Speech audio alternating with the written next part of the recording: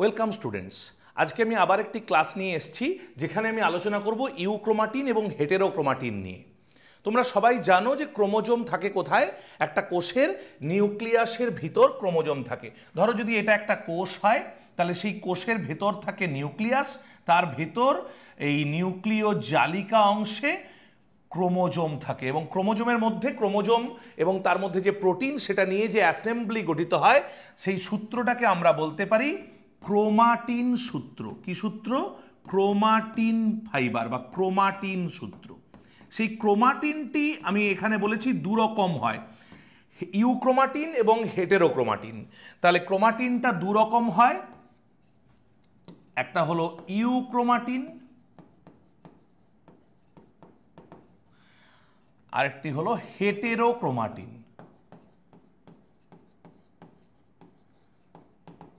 এবার কেন এরকম দুরকম নাম হচ্ছে? কাউকে আমরা ইউক্রোমাটিন বলছি, কাউকে আমরা হেটেরোক্রোমাটিন বলছি। সেই জায়গাটা যদি আমরা বোঝার চেষ্টা করি তাহলে দেখা যাবে যে কোষচক্রের বিভিন্ন দশায় এই ক্রোমোজোমকে যদি স্টেনিং বা রঞ্জিতকরণ করা যায়, দেখো আমরা যখন মাইক্রোস্কোপের তলায় কোনো কোষকে দেখতে যাই তখন স্টেনিং বা রঞ্জিতকরণ করাটা কিন্তু বাধ্যতামূলক। অর্থাৎ রঞ্জিতকরণ বা স্টেনিং যদি আমরা না করি, স্টেনিং বা একে বলা হয় রঞ্জিতকরণ, তাহলে রঞ্জিতকরণ যদি আমরা না করি তাহলে কিন্তু আমরা কোষকে দেখতে পাবো না, কোষের বিভিন্ন অংশকে দেখতে পাবো না। তাহলে স্টেনিং, বিভিন্ন ধরনের স্টেন আছে যেগুলো দিয়ে আমরা কোষকে রং করি। কোষের কোনো অংশ ঘনভাবে রঞ্জিত হয়, কোষের কোনো অংশ হালকাভাবে রঞ্জিত হয়। যদি সমগ্র কোষকে দেখি তাহলে কোষের সাইটোপ্লাজম, এই যে বাইরের অংশটা তুলনামূলক এটা কম রঞ্জিত হয় আর নিউক্লিয়াস অংশটি বেশিভাবে রঞ্জিত হয়। তাহলে এটা কোষের সাইটোপ্লাজম, এই বাইরের পার্টটা সাইটোপ্লাজম আর এই ভেতরের পার্টটা হচ্ছে নিউক্লিয়াস। তাহলে তাতে বলেছি নিউক্লিয়াসের ভিতর যে সূত্রটা থাকে তাকে বলি ক্রোমাটিন সূত্র। অর্থাৎ ক্রোমোজোম এবং প্রোটিন এটা নিয়ে ক্রোমাটিন, প্রোটিনের টিন আর ক্রোমোজোমের ক্রোম, সেই থেকে ক্রোমাটিন সূত্র তৈরি হয়েছে। এবার ক্রোমাটিন সূত্রটা দু রকমের কথা বলছি। অর্থাৎ আমরা অনেক সময় যদি শুধুমাত্র নিউক্লিয়াসকেই, কোষের নিউক্লিয়াসের ভিতরটা তাকে যদি স্টেনিং করি তাহলে দেখা যায় যে নিউক্লিয়াসের ভিতরে এই ক্রোমোজোমের ক্রোমাটিন যে সূত্রটা আছে তার কোনো জায়গা একটু বেশি রং নেয়, কোনো জায়গা আবার একটু কম রং নেয়। তাহলে বেশি এবং কম রঙের ভিত্তিতে এই যে আমরা ভাগ করতে পারি, এই ধরনের স্টেনিংটা হচ্ছে ডিফারেন্সিয়াল স্টেনিং বা এই স্টেনিং প্রসিডিওরটাকে বলা হয় হেটেরোপিকনোসিস। কি বলা হয়? হেটেরোপিকনোসিস। দেখো এই টার্মের মধ্যেই আছে হেটেরো কথাটার মানে হচ্ছে ডিফারেন্ট, হেটেরো কথাটার মানে হলো আলাদা বা ডিফারেন্ট। তাহলে কোষের ওই নিউক্লিয়াসের ভিতরের ক্রোমোজোম আলাদা আলাদাভাবে রঞ্জিত হয়। কোনো অংশ গাঢ়ভাবে রঞ্জিত হয়, কোনো অংশ হালকাভাবে রঞ্জিত হয়। তাহলে এই গাঢ়ভাবে কোন অংশ রঞ্জিত হচ্ছে আর কোন অংশ হালকাভাবে রঞ্জিত হচ্ছে তার ভিত্তিতে আমরা ক্রোমাটিন সূত্রকে, অর্থাৎ তোমাকে যদি জিজ্ঞেস করে যে ক্রোমাটিনটা যে দুরকম সেটা কিসের ভিত্তিতে, তাহলে হেটেরোপিকনোসিস বা এটার আরেকটা নাম আছে অ্যালোসাইক্লি।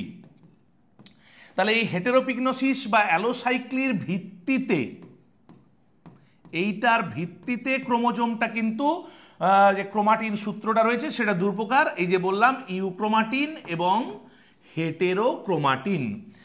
এবার ইউক্রোমাটিন এবং হেটেরোক্রোমাটিন এই যে দুরকম ক্রোমাটিন দেখতে পেলাম, সেটা এই রঞ্জিতকরণে আলাদা রকম রঞ্জিতকরণ হবে। এবার কীরকম হবে আমরা যদি একটু দেখি, আমি যদি একটা নিউক্লিয়াস আঁকি তাহলে নিউক্লিয়াসে দেখো, নিউক্লিয়াস এটা কিন্তু আর কোষ নয়, এটা নিউক্লিয়াস। নিউক্লিয়াসের মধ্যে দেখা যায় কি জানো তো, যে কোনো কোনো জায়গা এরকম একটু কোষ ক্রোমাটিন সূত্রগুলো একটু লুজলি কয়েলড আছে, একটু হালকাভাবে কয়েলিং আছে, আর কোনো অংশ একটু বেশি কয়েলিং আছে। ক্রোমাটিন সূত্র কোথাও এরকম হালকাভাবে আছে আবার কোথাও গাঢ়ভাবে আছে।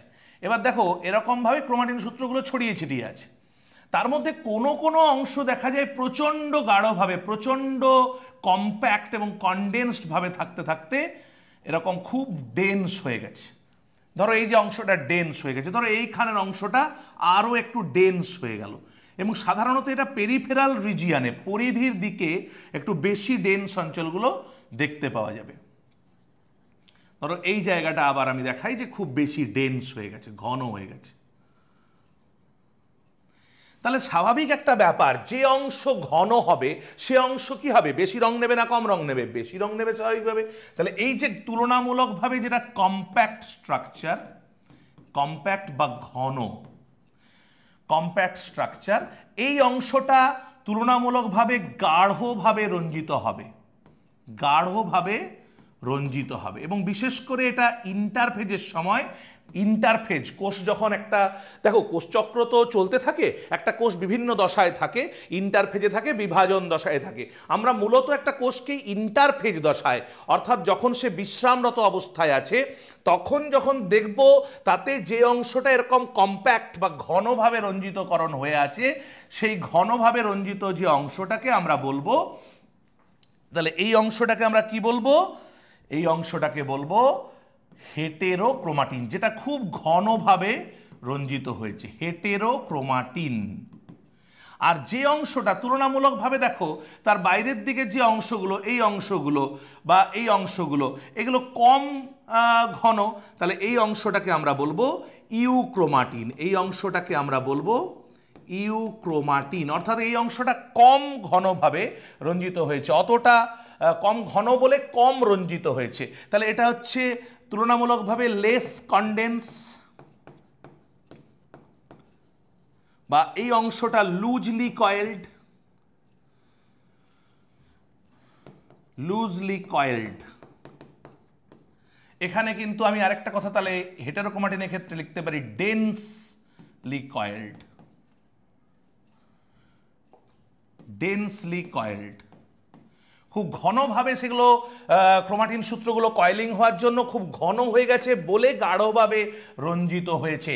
অর্থাৎ হেটেরোপিগনোসিস কেন না, একটা জায়গা গাঢ়ভাবে রঞ্জিত হচ্ছে, আর এই জায়গাটা যেহেতু লেস কনডেন্স মানে কম ঘন এবং হালকাভাবে তার বিন্যাস রয়েছে, সেই জন্য এটা কম মানে রঞ্জিত হবে, রঞ্জিতকরণটা হালকাভাবে রঞ্জিতকরণ হবে, কম রঞ্জিতকরণ বা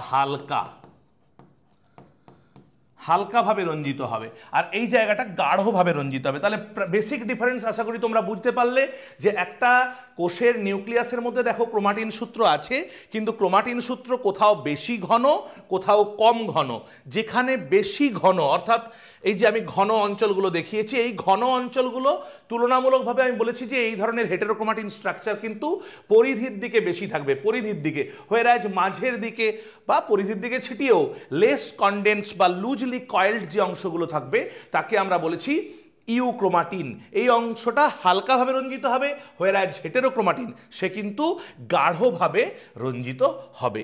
এবার আমরা দেখে নিই ইউক্রোমাটিন এবং হেটেরোক্রোমাটিন, তাকে আমরা কিভাবে পার্থক্য করতে পারবো। বিভিন্ন পরীক্ষায়, বিভিন্ন কম্পিটিটিভ এক্সামে প্রায়ই ইউক্রোমাটিন এবং হেটেরোক্রোমাটিন কনসেপ্টের উপর বিভিন্ন প্রশ্ন আসে। তো আমি কয়েকটা পয়েন্টের ভিত্তিতেই তোমাদেরকে বোঝানোর চেষ্টা করছি। প্রথম কথা, ঘনীভবন, যেটা আমি আগেই আলোচনা করলাম।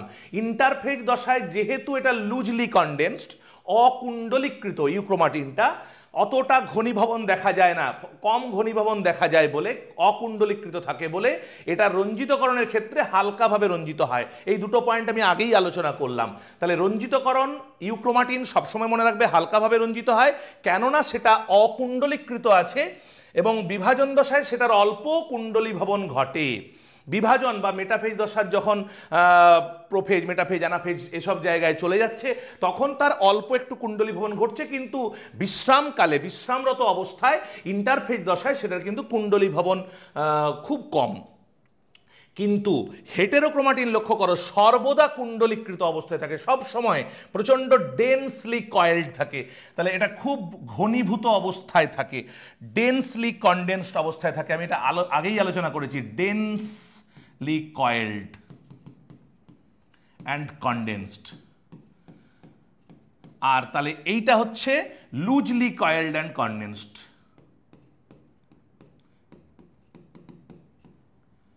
And less condense. তাহলে এইটা হচ্ছে মূল পার্থক্য ইউক্রোমাটিন এবং হেটেরোক্রোমাটিন, যার ফলে ইউক্রোমাটিন হালকাভাবে রঞ্জিত হচ্ছে আর হেটেরোক্রোমাটিন গাঢ়ভাবে রঞ্জিত হচ্ছে। এবং আরেকটা কথাও বলেছিলাম, হেটেরোক্রোমাটিন একটু নিউক্লিয়াসের পরিধির দিক বরাবর বেশি থাকবে, এটা কিন্তু কেন্দ্র এবং সারা নিউক্লিয়াস বরাবর ছড়িয়ে ছিটিয়ে ইউক্রোমাটিনগুলো থাকবে। রেপ্লিকেশন, রেপ্লিকেশন এখানের ক্ষেত্রে ইউক্রোমাটিনের রেপ্লিকেশন হবে এস উপদশার শুরুতে। তোমরা সবাই জানো ইন্টারফেজের 3টে উপদশা আছে, G1 S G2, তার এস উপদশার শুরুতেই রেপ্লিকেশন হবে, হোয়ারএজ হেটেরোক্রোমাটিন কিন্তু এস উপদশার শেষে রেপ্লিকেশন হবে। ক্রসিং ওভার এবং রিকম্বিনেশন, ইউক্রোমাটিনের ক্ষেত্রে যেহেতু ওপেন আছে, যেহেতু একটু লুজলি কয়েলড আছে, কয়েলিংটা বেশি নেই, তাহলে সেখানে কিন্তু ক্রসিং ওভার এবং রিকম্বিনেশন হওয়ার সম্ভাবনা বেশি হয়, ক্রসিং ওভার দেখা যায়। হোয়ারএজ হেটেরোক্রোমাটিনে তোমরা যদি লক্ষ্য রাখো, আমি লিখেছি যে এখানে কিন্তু ক্রসিং ওভার হয় না। আর ক্রসিং ওভার যদি হয় তাহলেই রিকম্বিনেশন হওয়ার প্রশ্ন আসে। তাহলে যেহেতু ইউক্রোমাটিনে ক্রসিং ওভার হচ্ছে তাই রিকম্বিনেশনও দেখা যাচ্ছে, কিন্তু হেটেরোক্রোমাটিনে যেহেতু ক্রসিং ওভার হচ্ছে না তাই সেখানে রিকম্বিনেশনেও কোনো প্রশ্ন নেই। ইউক্রোমাটিন অংশটা ট্রান্সক্রিপশনালি কিন্তু অ্যাক্টিভ, অর্থাৎ সেখানে ট্রান্সক্রিপশন হয়, সক্রিয়, অ্যাক্টিভ। হোয়ারএজ হেটেরোক্রোমাটিনে তোমরা যদি লক্ষ্য রাখো, সেখানে দেখো আমি লিখেছি ট্রান্সক্রিপশনালি এটা ইনঅ্যাক্টিভ, নিষ্ক্রিয়, অর্থাৎ ট্রান্সক্রিপশন কিন্তু ইউক্রোমাটিনে হয়, হেটেরোক্রোমাটিনে কিন্তু হয় না। অতএব ট্রান্সক্রিপশন যদি না হয় তাহলে সেক্ষেত্রে ট্রান্সলেশনেরও প্রশ্ন নেই। তাহলে খেয়াল করে দেখো, ট্রান্সক্রিপশন এবং ট্রান্সলেশন দুটো আমি একই পয়েন্টেই লিখেছি। তাহলে যদি ট্রান্সক্রিপশনালি অ্যাক্টিভ যেহেতু ইউক্রোমাটিন, তাহলে তার ট্রান্সক্রিপশন যেহেতু হচ্ছে, তাহলে স্বাভাবিকভাবেই তার ট্রান্সলেশনও হবে। হোয়ারএজ হেটেরোক্রোমাটিন যেহেতু সে ট্রান্সক্রিপশনালি ইনঅ্যাক্টিভ, তাহলে তার ট্রান্সলেশনও সেভাবে হচ্ছে না। পরবর্তী যে বৈশিষ্ট্যগুলো দেখব, ক্রোমোজোম গঠন।